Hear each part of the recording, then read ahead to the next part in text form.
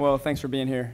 Tonight was a typical Arizona State Oregon State battle. They're just knockdown, drag out every time we play. Charlie does a great job, and I told her before the game I love their team. I think they're just fun to watch. They play so hard. They've got scores. They know where they want to go. This is the most efficient offensive team that we've seen at ASU, in my opinion. They don't turn it over. They're really good, and their record is what it is for a reason. And we knew that it was going to take a big-time effort tonight in every essence, and we're coming off losses, where that little doubt creeps in.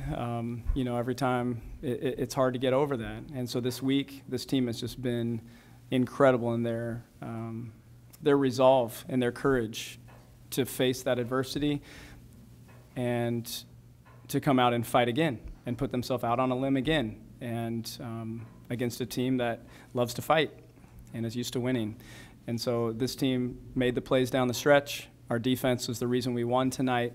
We took care of the basketball much better than we did a week ago, even though 15 turnovers, it's not 20 or 27. And so I think you're just seeing this team get better and better. And the sky's the limit for this group. We know it. We see all the potential, and it's just them figuring it out. It's this progression that we have to be on. So tonight, I'm just really proud of the way we fought.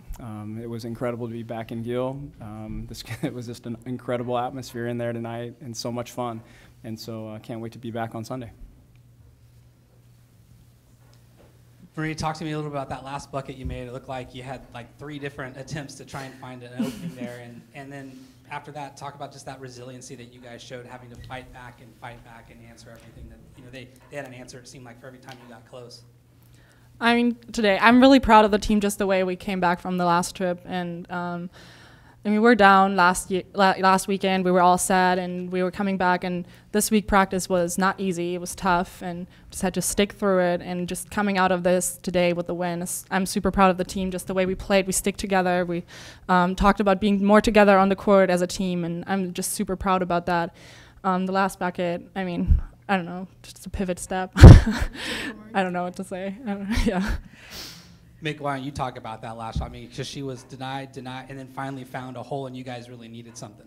Yeah, it was a huge bucket for us. I don't know. I felt like she got bumped a few times, but she just kept being strong and faked up again, and then finished with the left hand, and we needed those points. And I was so happy for her and our team. And then I think you had a block on that last 3 there. Just talk about the defense you guys had to play all down the stretch. They got some offensive boards, but you guys kept battling defensively. Yeah, we gave up 8 points the second half, Fourth quarter. Yeah, fourth quarter. And before the game, we said, hey, if we hold them to 57 or less, that's our goal. And we held them to 54, and that was the difference tonight. Correct me if I'm wrong, but it looked like you switched defenses in the second half. What was the thinking there, and how well did you think it worked? Yeah, well, pretty good. I liked it. Yeah, no, thanks, Ken. They were so comfortable. You saw Robbie Ryan. She's just a great shooter. Ruden's a great shooter. Ibis is a great shooter. They don't feel defense. You have to make them uncomfortable, and I think that was a key. We knew going into the game it's going to be a challenge slowing them down, and this team is so confident. That's what I mean by efficient. They know where they want to go with the ball. They know the shots that they can take, and they do a great job creating space. And so how do we make them uncomfortable?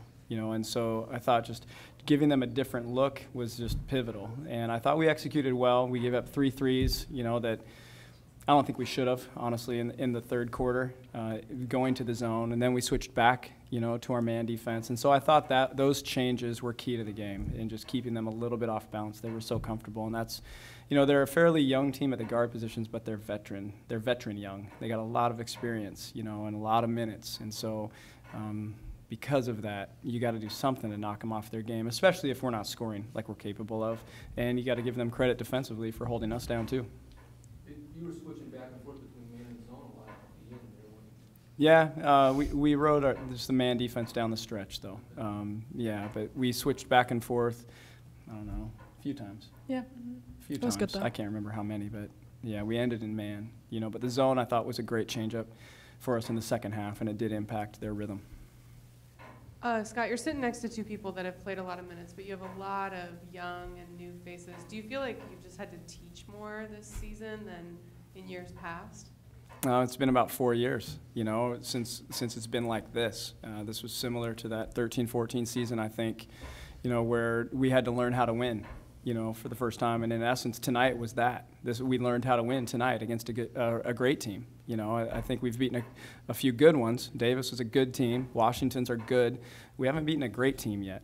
And in order to do that, you know, we have to relax. We have to calm down. We have to be poised, and we have to focus on execution. And tonight, you know, that's just teaching, and it's lessons. And even through the game, it's just lessons. And every time out, it's like, okay, here's what our mindset should be. Here's what we're going to do. And then it's 3 more reminders coming out of that. And it's just because your mind goes, you know, they have so much pressure on them. I mean, they're Oregon State. They're supposed to win, you know, and they want to keep doing what we've done here. That's hard. You know, that's a lot to deal with. And so your mind can wander to the win instead of the possession. And so we've just got to stay at the possession and make sure that we defend perfectly, that we don't let something get in our head to where we're scattered. Because you blink, you lose.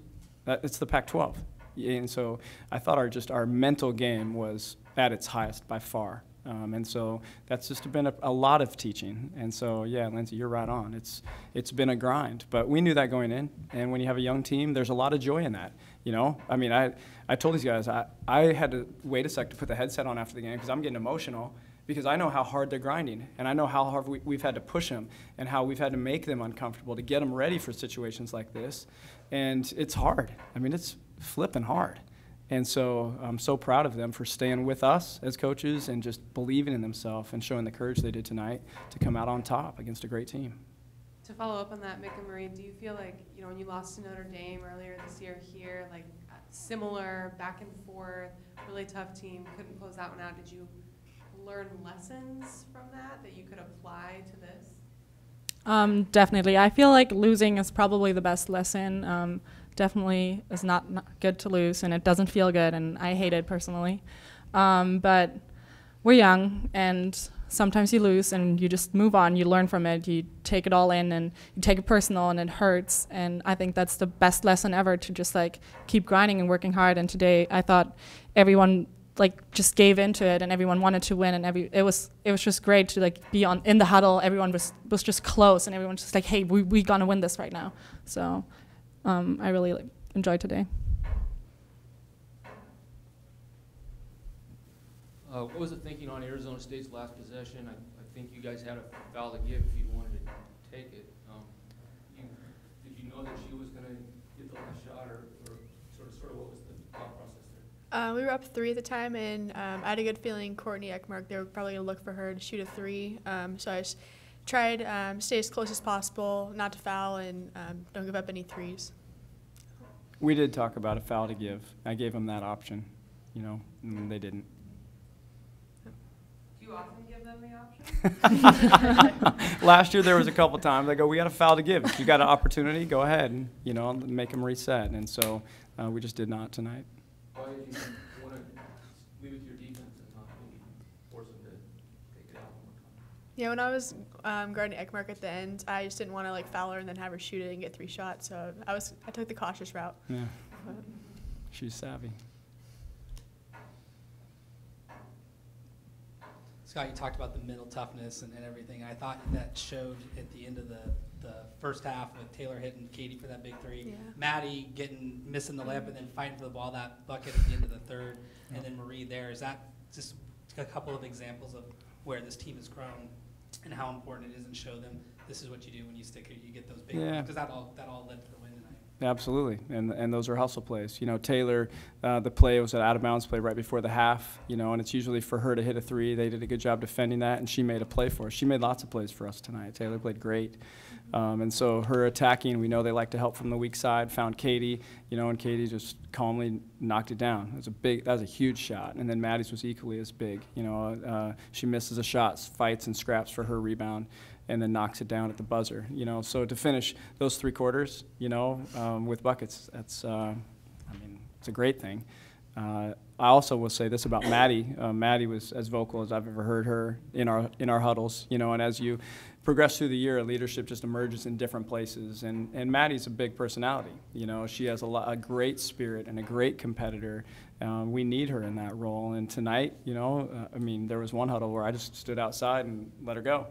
you know, and then when she was done, came in. And, you know, she's saying all those things, but like Marie said, it was fun in that huddle tonight. We were together, and everybody's kind of figuring out what it takes and how hard you have to play, you know, and I think what you're describing is that revelation of, okay, this is taking a little bit more than I even thought I had to give, and it's really fun to give it all. And tonight we had to, and we did. Mick, you guys were able to get to the basket a lot today. Is that something you saw that you could do against Arizona State, and how effective were you guys? You know, because I think you guys had 46 points in the paint out of the 57. And you only shot 7 threes. And only 7 threes. Yeah, it's different. Yeah, we had a drive to the lane. They were pressuring up top, so we decided to attack the basket. I know early on we were missing, including myself, missing easy layups that we should have made. But in the second half, I thought we finished better. And they were giving us layups, so that's what we took. Shout out to Maddie. Happy birthday. Yep. Happy birthday, Maddie. All right. Thanks, everybody. Go Appreciate you Beeps. being here. Thank you.